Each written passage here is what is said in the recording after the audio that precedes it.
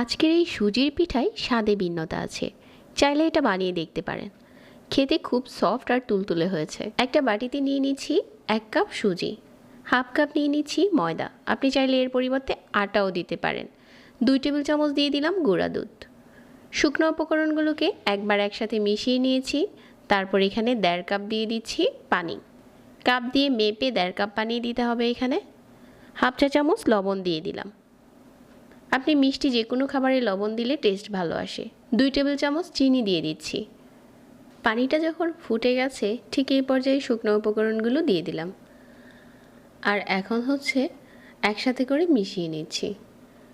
এটা দলা পাকিয়ে যেতে পারে, এই জন্য খুব তাড়াতাড়ি মিশিয়ে নিতে হবে। এই পিঠাটা আপনারা কিন্তু চালের গুঁড়া দিয়েও বানাতে পারেন। সুজি তো হাতের কাছে থাকে, এই জন্য সুজি দিয়ে খুব তাড়াতাড়ি পিঠাটা বানানো যায়। পুরোটা পানি কিন্তু সুজি টেনে নিয়েছে।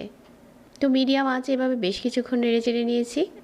আর এখন এই সুজির গোলাটাকে চুলা থেকে নামিয়ে নিয়ে একটা প্লেটে নিয়ে ঠান্ডা করে নিয়েছি। তারপর একটা ডিম দিয়ে দিলাম। ডিমটা খুব ভালো করে মাখিয়ে নিয়েছি। এখন হাফ চা চামচ ঘি দিয়ে আবারও মাখিয়ে নিচ্ছি, তাহলে এটা হাতে লেগে আসবে না। এখন হাতে অল্প করে ঘি লাগিয়ে এরকম ছোট ছোট বলের মতো বানিয়ে নিচ্ছি। আপনি যেই কয়টা পিঠা বানাবেন ঠিক ওরকম সাইজ করে বানিয়ে নিয়ে তারপর মাঝ বরাবর একটুখানি চেপে যে কোনো ডিজাইন করে নিতে পারেন, এটা আপনার পছন্দ অনুযায়ী।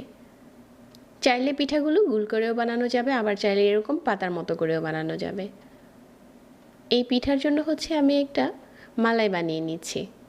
একটা পাতলা দুধের মালাই বানিয়ে নিব। এই জন্য 2 কাপ তরল দুধের সাথে কিছু আস্ত গরম মশলা দিয়ে দিলাম। আর সাথে দিয়ে দিচ্ছি 1 কাপের থেকে একটু কম চিনি।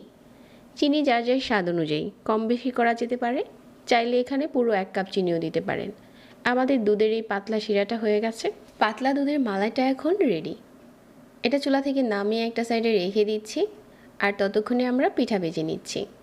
মিডিয়াম আঁচে তেলটা গরম করতে হবে, খুব বেশি গরম করে পিঠা ছাড়া যাবে না। এখন চুলার আঁচ কমিয়ে পিঠাগুলো ধৈর্য সহকারে সময় নিয়ে ভাজতে হবে, তাহলে প্রতিটা পিঠার গায়ে দেখা যাবে যে ফাটল ধরেছে। আর এই ফাটা ভাবটা থাকলেই পিঠাটা ভালো করে মিল্ক টেনে নেবে। তো এখন গরম তেল থেকে উঠিয়ে সাথে সাথে শিরাতে দিয়ে দিলাম। আর এইভাবে করে নেড়ে চেড়ে নিচ্ছি। এখন উপরে কিছু পাতলা দুধের মালাইটা দিয়ে দিলাম আর বাদাম কুচি দিয়ে পরিবেশন করে দিচ্ছি। পিঠাটা বানাতে সহজ আর খেতে মজা। প্রতিনিয়ত এরকম সহজ রেসিপি পেতে আমাদের পেজ ফলো করতে ভুলবেন না।